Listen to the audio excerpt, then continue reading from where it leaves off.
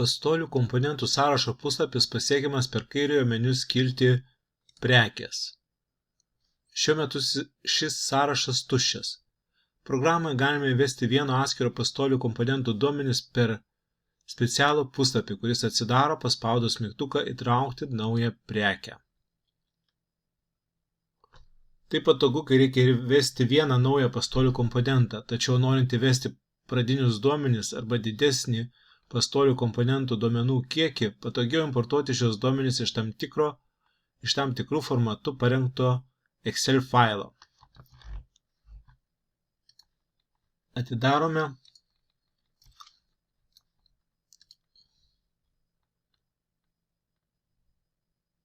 tokio Excel failo pavyzdį. Matome, kaip formuojami duomenys.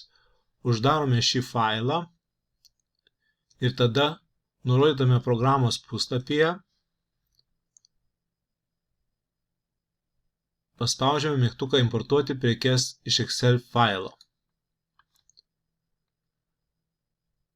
Pasirenkame importuojamą failą naudodami mygtuką File. Kai jo pavadinimas pasirodys šalia mygtuko Choose File, galime paspausti mygtuką Importuoti.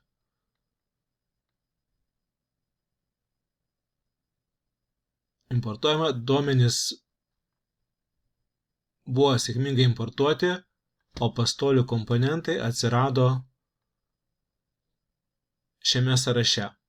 Gali būti, kad importuojamo failo duomenys yra neteisingai suformatuoti, arba šiame faile yra dublikatų, arba šiame faile yra besidubliuojančių su jau įtrauktais prieš importą pastolių komponentais.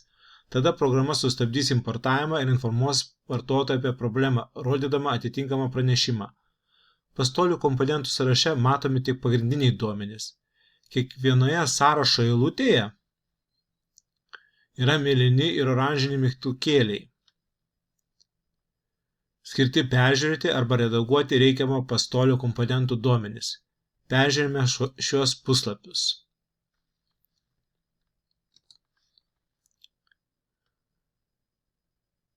Pastolių komponentų redagavimo puslapyje pakeičiame svorį